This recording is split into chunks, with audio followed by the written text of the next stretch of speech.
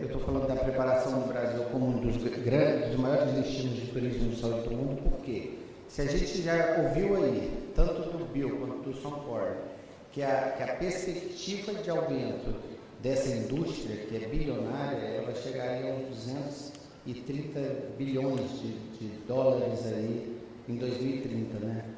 E por que não o Brasil?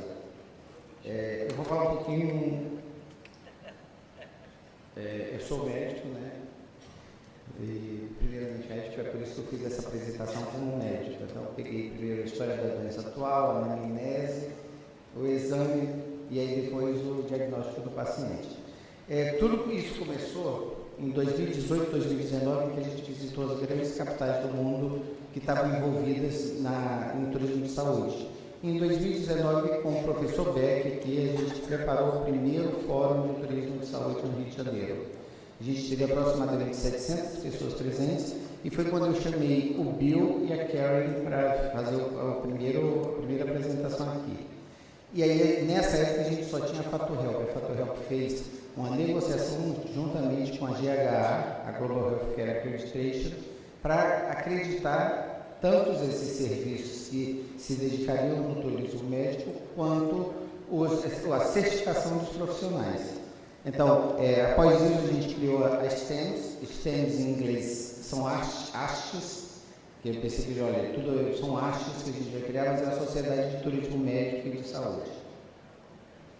Então, eu não tenho conflito de interesse, vamos adiantar, porque eu sei que pela hora a gente já deveria estar almoçando, mas eu vou adiantar um pouquinho alguns slides.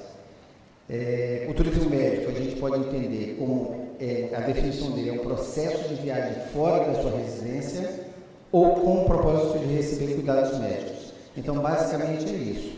Hoje em dia, a gente evoluiu para a parte toda do wellness. E quando eu estava na Tailândia, eles falavam muito, isso aqui é wellness, isso aqui é wellness. Eu não entendia, bem-estar, mas o que é wellness? E aí chegou uma definição que eu achei excelente.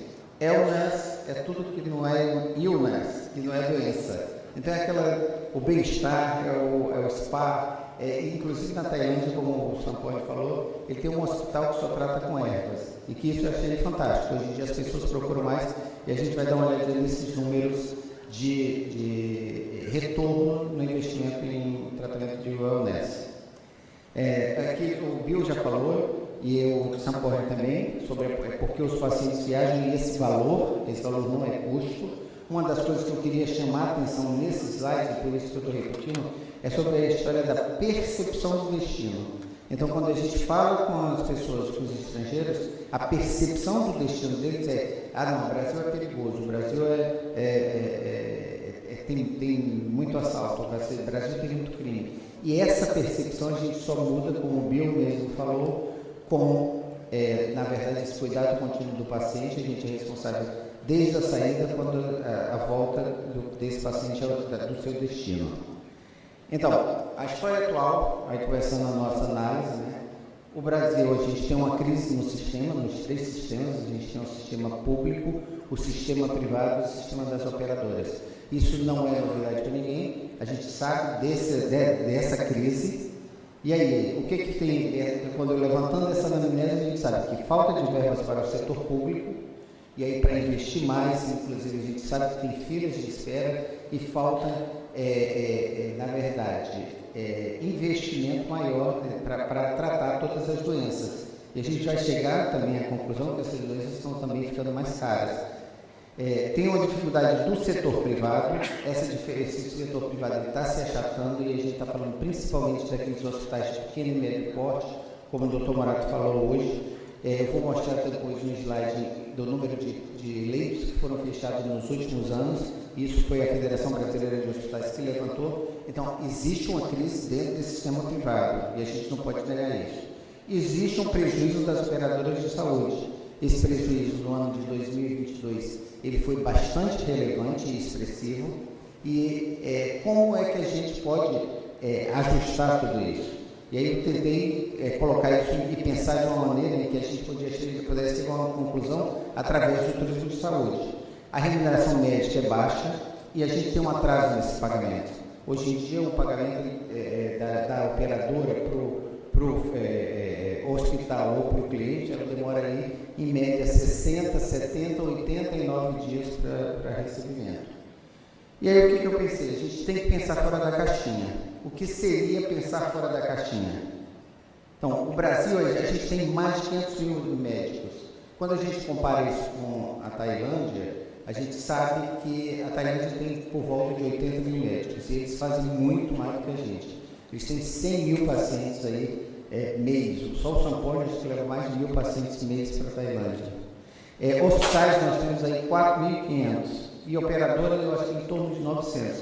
E tem a grande quantidade de hotéis que fecharam após a pandemia. Então, como é que se faz com tudo isso? Então, aqui é um resultado das operadoras, só para mostrar, e aí isso é um dado, só para vocês terem noção dessa perda do resultado líquido e do resultado operacional.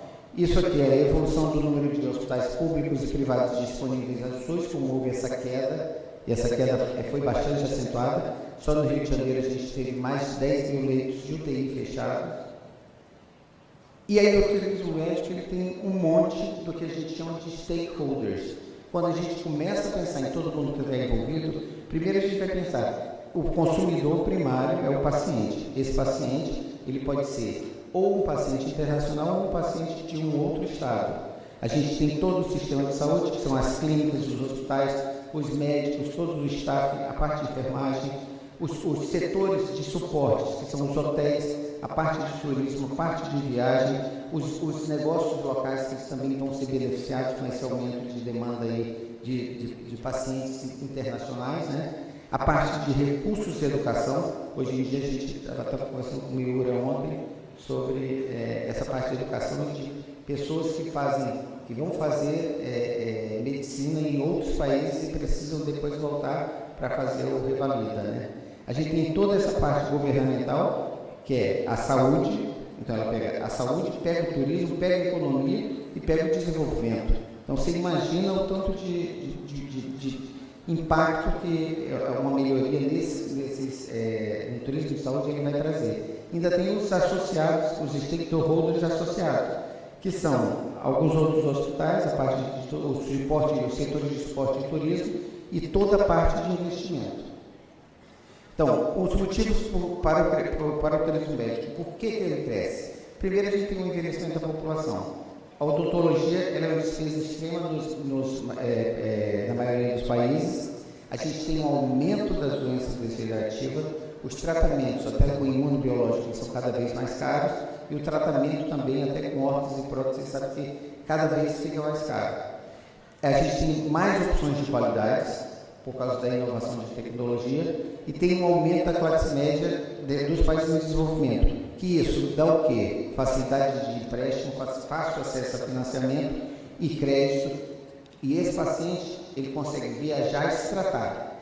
Então ele tem mais facilidade de viagens internacionais e também de infraestrutura, melhor acesso à informação, e isso é importante porque hoje em dia eu acho que o médico, eu que sou mais antigo, né, a gente tem algum problema em lidar com aquele paciente que ele já chega informado, ele já sabe mais ou menos a doença que ele tem, quais são os tratamentos que ele pode ter, e isso a gente tem que aprender a lidar, porque essa informação ela está disponível, né? E a gente também tem a instabilidade de zonas residenciais, que são os locais que estão em guerra, que não pode ser tratado, e além disso, as facilidades de viagem e infraestrutura.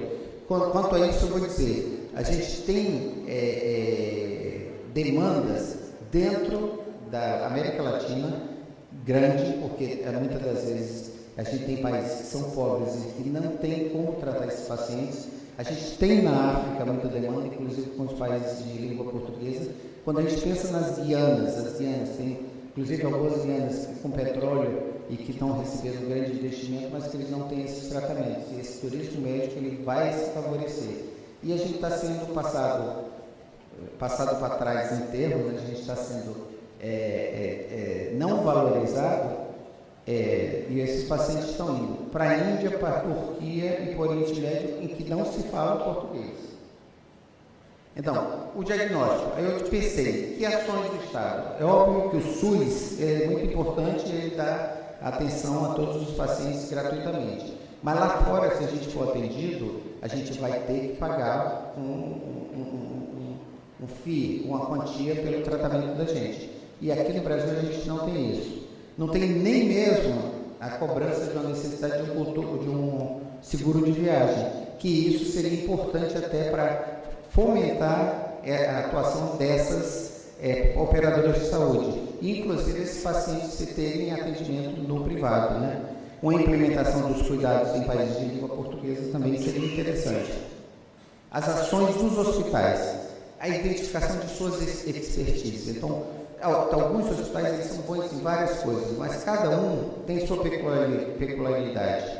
Um é bom na cirurgia geral, outro é bom na cirurgia bariátrica, outro é bom no implante da prótese de joelho. Então, na hora que você, o outro é em cirurgia plástica, então na hora que você encontra essa expertise, você pode desenvolver e preparar essas equipes para receber pacientes internacionais, criar pacotes internacionais, divulgar, e aí divulgar isso a nível global, e aí a fim de captar mais pacientes. E o diagnóstico seriam as ações das operadoras, a oferta de seguro de viagens, oferta de serviços e pacotes para outras operadoras internacionais, uma pactuação com o mercado local, que esse paciente ele vai receber mais de imediato, uma prospecção de clientes a nível global e fazer novos modelos de negócio. Isso eu acho que parece simples, é bastante complexo, então você vê que nós precisamos dos 3 pilares. A gente precisa da operadora, a gente precisa do Estado e a gente precisa do setor privado. Então, a crescente demanda por turismo médico, então a gente já sabe que vários centros ambulatoriais acreditados, eles verificaram um aumento de mais de 50% a 60% da era pré-Covid.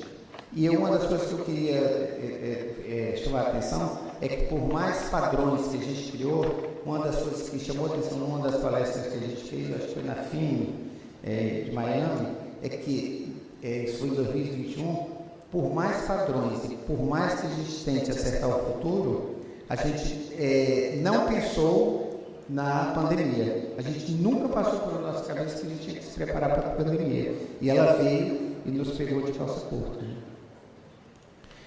O foco no bem-estar. Então, esse foco no bem-estar, a indústria do bem-estar espera crescer 918 bilhões até 2025. Então, isso é uma quantia muito expressiva e que a gente tem que pensar nisso. A gente sabe que no Brasil tem isso, e o São Paulo estava falando, inclusive, o tratamento da adição. A gente tem a população hoje, tanto jovem quanto entre os seus 20 e seus 50 anos, ela tem adições que precisam ser tratadas, a gente não tem isso. E a gente não tem esse tratamento, tem pequenas clínicas, isso cresce, vai crescer o bem-estar também, as terapias alternativas, a parte de acupuntura, toda a parte da medicina oriental e tudo mais. A telemedicina, que é uma nova fronteira, e a telemedicina, eu acho que ela foi muito... a gente encontrou a telemedicina nessa pandemia e ela trouxe benefícios em potencial para melhorar esse processo, tanto na qualidade pré e pós-operatória desse paciente que está lá fora. Existem alguns desafios: falta de infraestrutura, incerteza de retorno de pagamento, falta de regulação e as opções limitadas de reembolso. Alguns planos ainda não pagam reembolso para teleconsulta. Então, segurança é uma marca diferencial, isso o Bill já falou, tá? E aí a gente tem umas novas perspectivas em turismo médico. O Samponi falou um pouquinho, e a gente, o que ele falou era o seguinte: quando não podia receber pacientes, eles encontraram uma outra forma de desenvolver uma segurança para esse paciente. Então, a habilidade de lidar com as crises está altamente dependente das estruturas políticas e protocolos que foram desenvolvidos antes do inesperado caos. Os consumidores, eles procuram fontes seguras, tá? Isso é só um dado para a gente saber, porque todo mundo procura. Olha, se eu vou para algum lugar, ele é seguro, ele é importante. Esses consumidores também, eles querem evidência de protocolos de segurança. Então, quando você procura comprar uma passagem aérea, você vai comprar ela ou por causa da aerolínea, pelo preço, pela reserva, pela mudança de reserva e por outros. Não é só pelo preço, então é aquilo que a gente estava tentando. O valor é diferente. Por que o Brasil é importante para o organismo médico? Eu acho que a gente tem que visualizar isso melhor. vários hospitais e instituições acreditados mundialmente no Brasil. A gente tem um reconhecimento internacional por expertise em cirurgia plástica e cosmética, isso começou com Pitangui alguns anos atrás. Os hospitais de serviço de saúde com padrão de excelência, tecnologias ultramodernas e renomados especialistas médicos, e a gente tem reputação internacional em cirurgia plástica, odontologia, ortopedia, medicina desportiva, cirurgia bariátrica e reprodução humana. E a gente tem um sistema de saúde com excelente custo-benefício, já que $1 é R$4,73, né? Mais ou menos. Aqui são os desafios, eu vou passar isso rapidamente, eu sei que a gente está atrasado no tempo, mas são os mercados-alvos, a gente pensa em países de fronteiras, as novas demandas e serviços necessários, os novos procedimentos e tratamentos, as ofertas de telemedicina, programas globais, os programas de segunda opinião, isso é importante, isso poderia ser visto, os protocolos de segurança para tranquilizar os pacientes através de cuidados médicos contínuos, e aí comunicando como manter a segurança do paciente durante toda a jornada, dando segurança e demonstrando essa segurança. E nada melhor do que esse paciente ouvir de outro paciente do mesmo país como é que foi a experiência dele. Tá? Eu tenho aqui mais algumas coisas, que são as proposições de valores correntes e a proposição do valor, como ela é impactada. Sábado a gente vai ter o segundo CNTP, que é um certificado profissional de turismo de saúde. Ele consta de 9 módulos. Quem vai fazer esse módulo vai ser o Bill primeiro e eu. Então já é o nosso segundo certificado. Ele vai ocorrer na Estácio de Sá, ali na Presidente Vargas, e ainda existem vagas disponíveis. Eu queria agradecer a todos. E aí, obrigado. Eu gostaria de agradecer também a Vivian, que foi... Eu queria chamar ela aqui no palco. Vivian está aí? Não.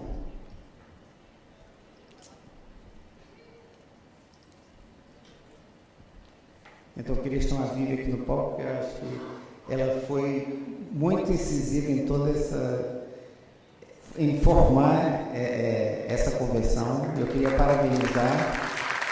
E, além disso, queria fazer um convite para você ser uma diretora executiva do Grupo STERS.